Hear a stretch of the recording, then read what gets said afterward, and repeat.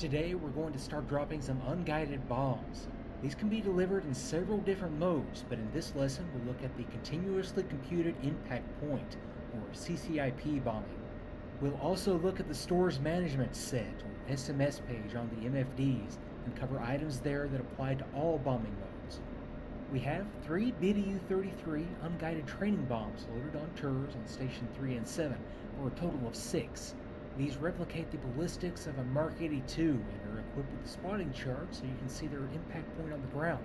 I have the lesson paused, ready to roll in on targets to our left. First though, let's set the aircraft up for the attack. Press spacebar to continue.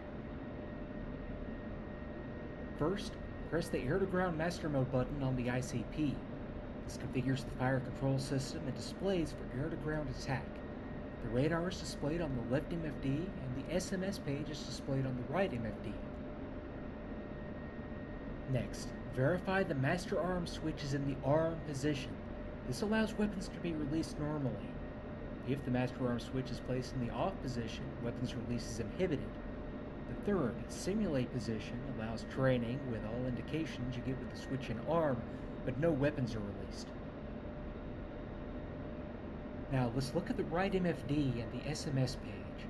The top left shows the operating mode, air-to-ground, and sub-mode, CCIP. The sub-mode may be changed by depressing the adjacent OSB and selecting a new sub-mode from the menu. You may also depress the missile step button on your stick to cycle through available modes. Try it now if you would like, but set it back to CCIP for the remainder of the lesson. Press spacebar to continue.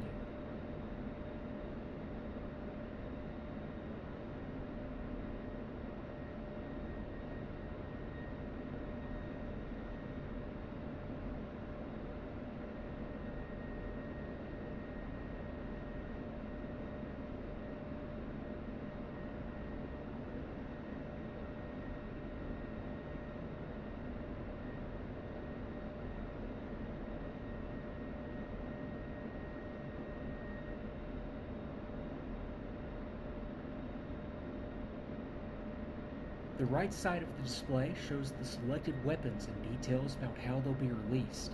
You can see that we have 6 BDU-33s loaded. If other air-to-ground weapons were loaded, they could be selected by depressing the adjacent OSB until their source code were displayed.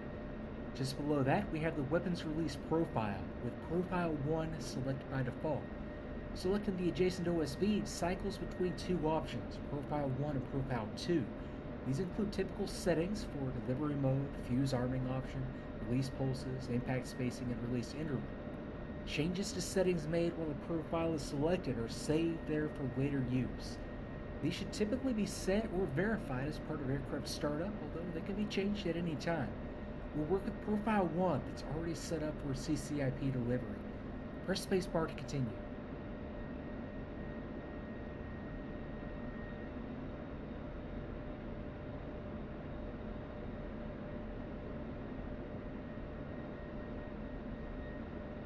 The next 3 options will make more sense taken out of order, so let's start at the bottom with the release pulse, or RP setting. This sets the number of release pulses sent to the weapon stations when the weapons release button on the stick is depressed. For example, a setting of 1 sends 1 pulse at a time, while a setting of 4 sends 4 pulses at a time. More than 1 pulse is known as a ripple release. To change the setting, depress the OSB, type in the desired number of release pulses using the OSBs on the left and right of the display, then select Enter. You can correct numbers entered in error by selecting Recall, or return to the SMS page without making any changes by selecting Return. For now, leave this set to 1 so we release 1 bomb at a time. Press spacebar to continue.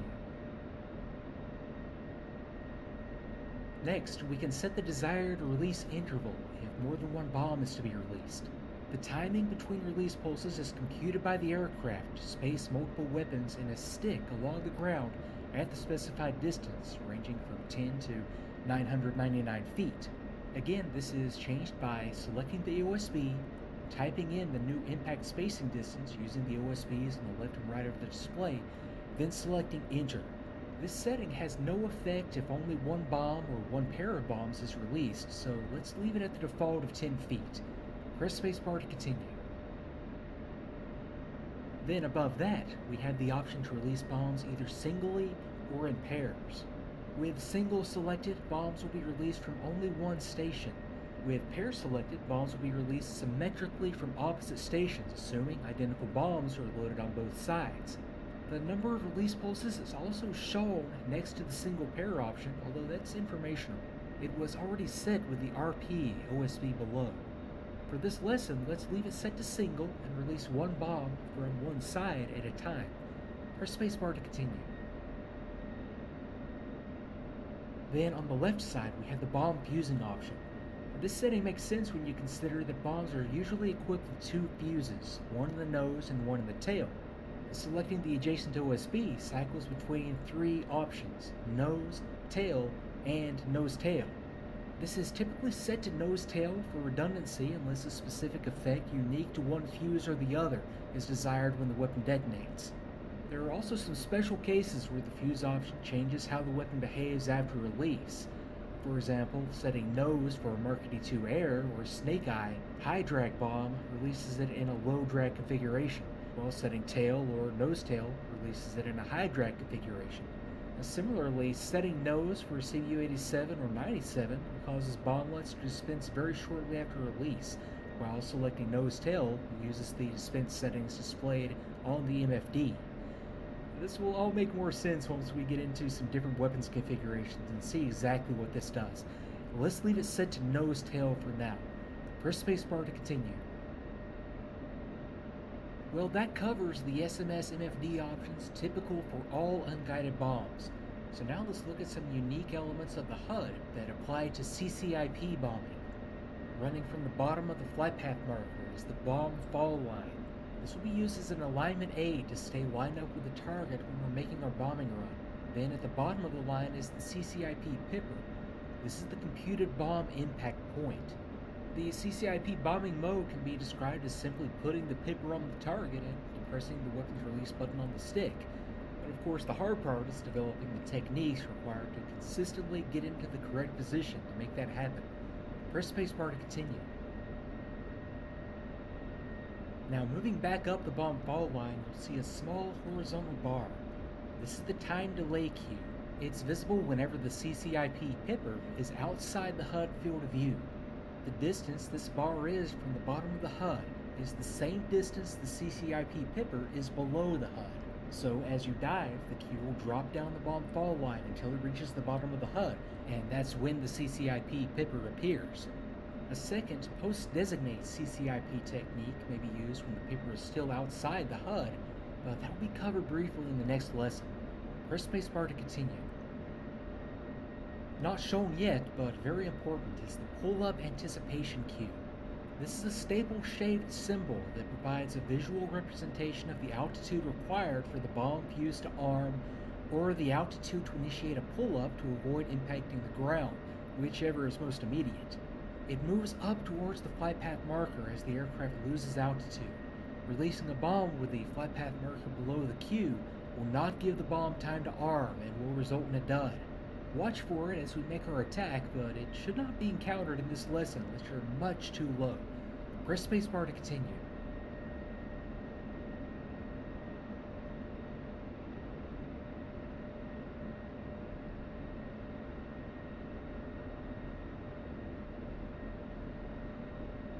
Now that we've covered the basics, it's time to roll in on the target. Look about 45 degrees to the left, just above the canopy rail, and you'll see the target marked with red smoke. The goal is to place the CCIP pipper on that spot and pickle off your bomb by pressing the weapons release button on your stick. Now this is a deep subject and there are many techniques for getting to the proper point, but I'll describe one way of doing it that you may find useful. Press spacebar to continue.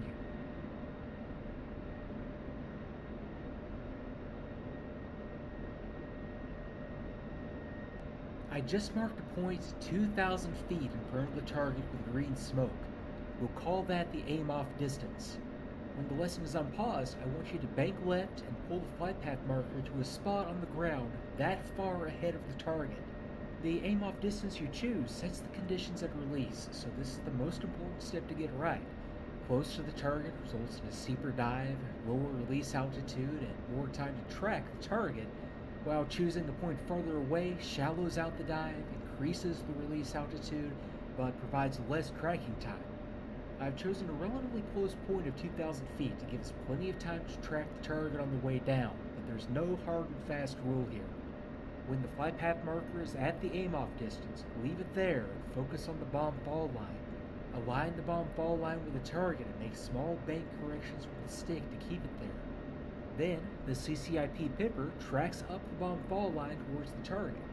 You never want to fly the pipper to the target or hold it on the target using forward stick. Wait for the pipper to intersect the target naturally and release the bomb. After release, you'll fly a safe escape maneuver to avoid the bomb fragmentation. Now, there are many options, but you can't go wrong with a 5G pull-up to a 30-degree climb. Now press spacebar when you're ready to unpause and give it a shot. I will talk you through it as we go.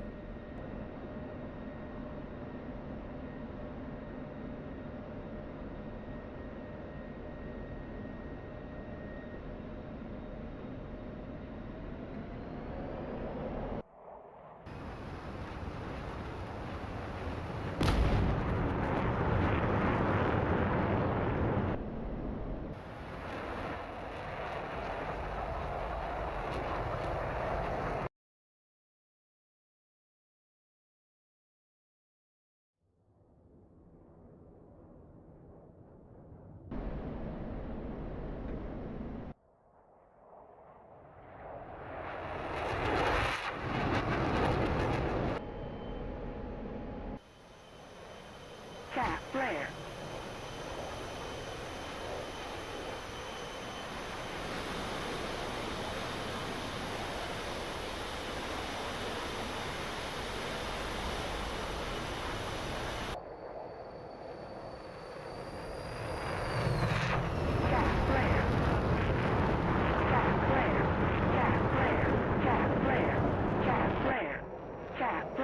Cap flare.